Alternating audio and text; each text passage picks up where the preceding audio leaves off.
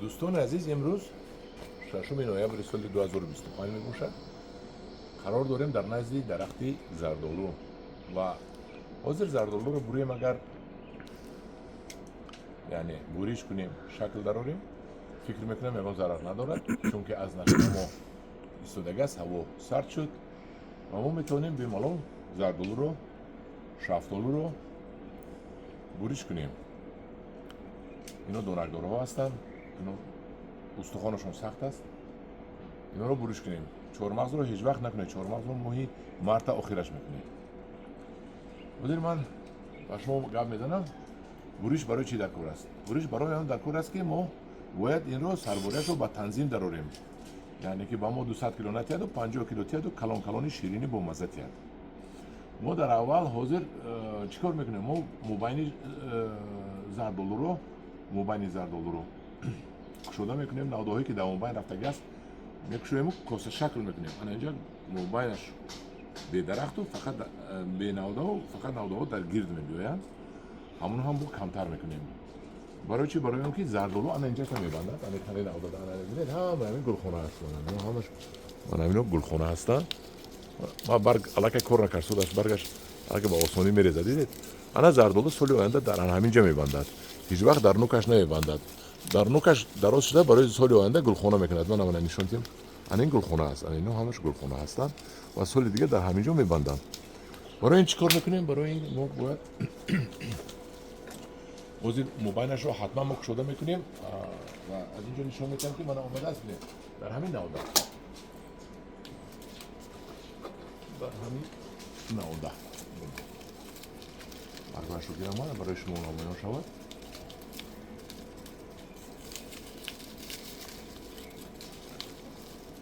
من در همین نوده دو قشه شده است.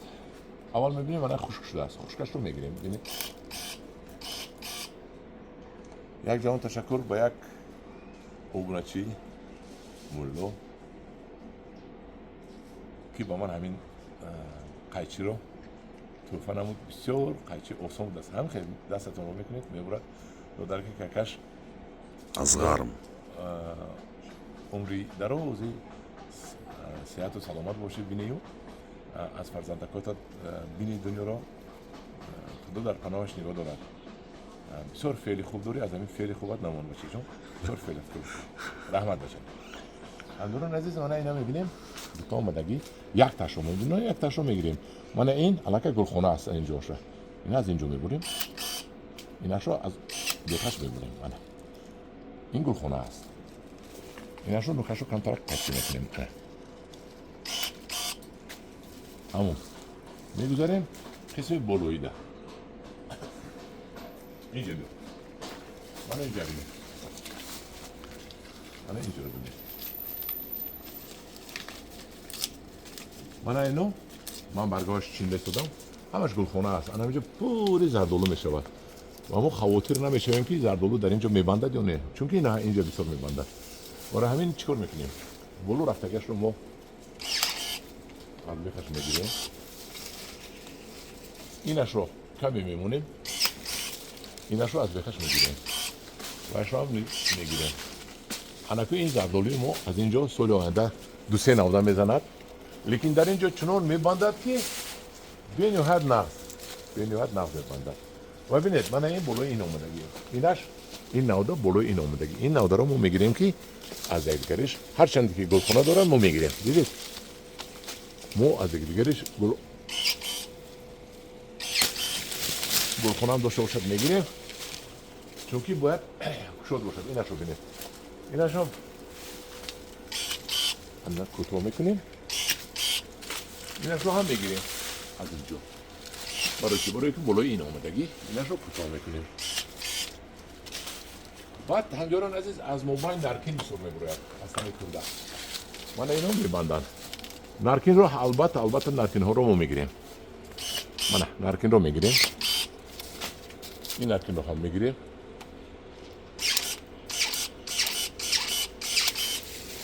هرچی میده تر است برای زورش نمیرسد 3 مرتبه ببریدیم. نرکین هایی که در آمدن در داخل حتما میگیریم. اینشون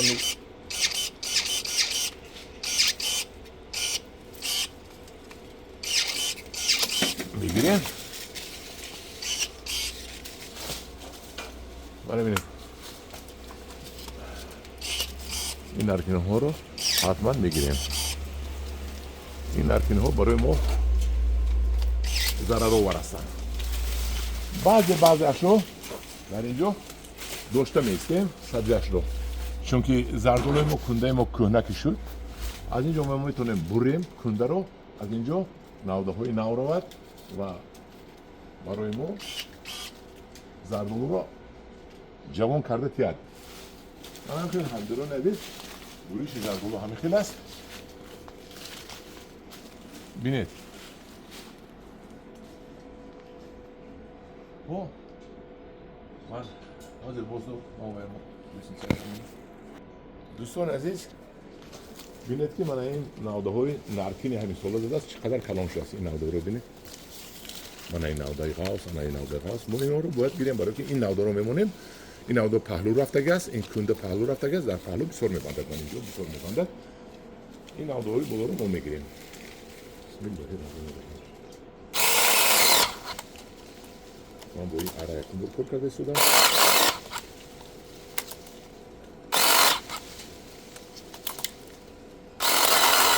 ای تاگش گیری، ای تاگش وای خدا.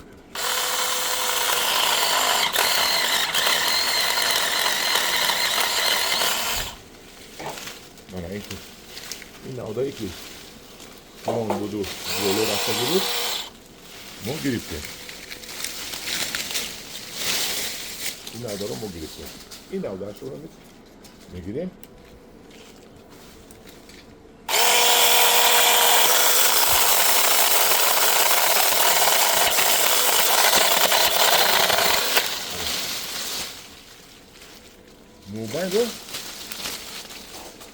موبایل رو ما کشوت کردیم.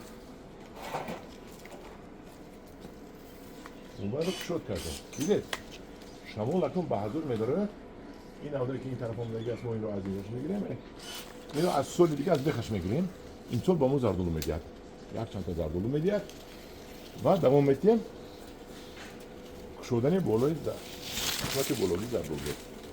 موبایل زردولو. دیدید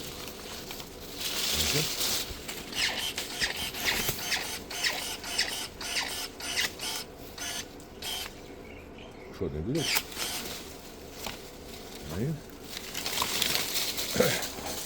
هم آفتاب گذاشت. دیدید دستی من رو اینجا آفتاب نبود، آفتاب گذاشت. اینا شو هم گیریم.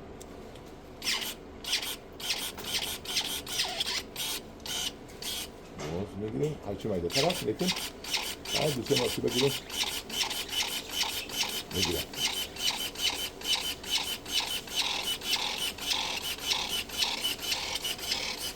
تمام نشد با اره میگیریم. با اره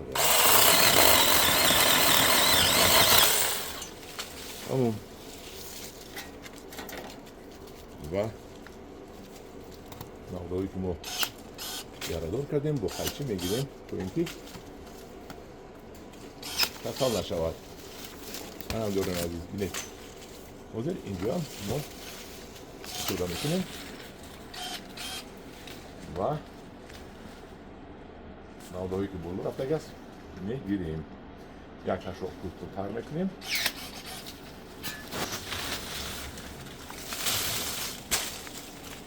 بیزارش رو قسمی موبایل رو میگیریم پر را و غفلش رو میبریم از بخش. اینجا قیچی نمیشود، برای همین ما اره میگیریم.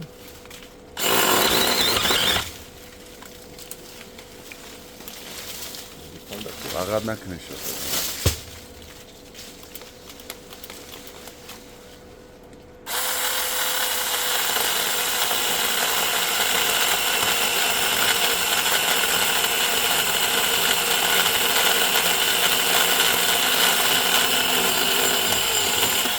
من اکنون یاد گرفتم اره کردن رو. این رو جقیدن در کار نبوده است، هم که با حال خودت میمونید دیده میکنید. من هم دورون عزیز بینید خیلی من اینجا رو آفتاب کردم. الان اینجا رو ببینید چه زردآلو میبنده طول گلخونه رو ببینید قدر گلخونه دارد اینش رو ما ها از بلویش میگیریم اینش رو نیست کوتاه میکنیم از اینجا کوتاه کنیم اینجا میبریم و اینش رو با اره میبریم دیدید به رحمانه چه خیلی بریدیم که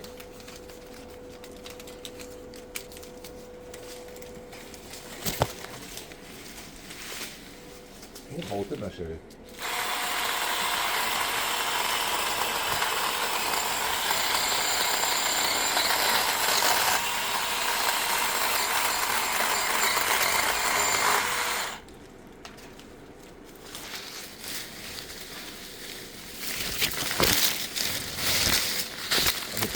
من بریده باشم نشون کردم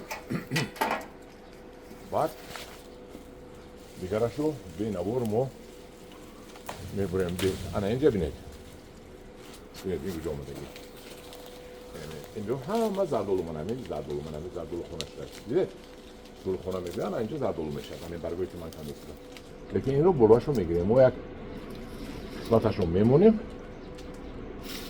از میبینید اینجا میرود اینش رو میگیریم که این درون آمده است اینش رو میگیریم همینش رو یک وجب میبونیم چون که اونجا هم سال آینده زردآلو خونه میشود اونجا هم باید زردآلو خونه شود یک دانه دیگر موند این رو کوتاه میکنیم انا اینجا پری زردآلو میشود خدا خواهد همدوران عزیز این بود بوریش زردآلو یک قسمتی زردآلو همه این رو من بریده به نوار گرفته وقت ندارم من همین همش رو همین خیلی میکنم همینجا پری زردآلو میشود و زردآلوی چی میشود؟ زردآلوی با صفت میشود من تخمینا یگان 10-15 روز پس این علاقه برداشت ریخته شده است 700 گرم مچوین یعنی کربامید رو در 10 لیتر آب آمیخته کرده پوره میشویم این رو و از تمام کسلی علاقه ایمین میکنم این رو زردآلو رو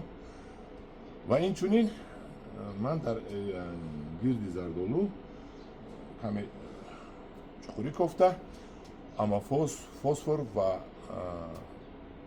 کالی و پورو میپرتویم از فسفر نشونموی ریشه و خود درخت وابستگی دارد از کالی شیرینی وابستگی دارد و زیبی خشودی میوه وابستگی دارد و یادداشت میکنم به شما که حتما شما خاک‌های زمینتون رو اگر خواهید که از زمینتون میوه‌های بامزه گیرید از سنجش لابراتوری اینستیتوتی زمینسازی و لوحه‌کشی تاجیکستان واقع در نزد در شفت بزرگ دهقانی گپرازیم است 3 etaje یا 4 etaje بین است 4 etaje است برونم حتما برید هر یک نمودی خواب 15-20 سومون است در مجموع یک 400 سومون ممکن شود لابراتوری شما و اونجا به شما میگویند که در زمین شما چی نمیرسد چی باید وارد کنید که درخت‌های شما نشونمایی بهترین رو کند همدوران عزیز این بود یک نوار از بوریش زردآلو اگر با کسی معقول شدگی باشد یکون لایک مونید یکون سخنهای خوب نویسید سخنهای بد در کار نیست ما باید با یکدیگر دوست باشیم یکدیگر رو فهمیم کمک یکدیگر قطعی زندگانی کنیم اون وقت زندگی برای ما شیرین می شود در پناه خدا باشد خدا نگهبان شما باشد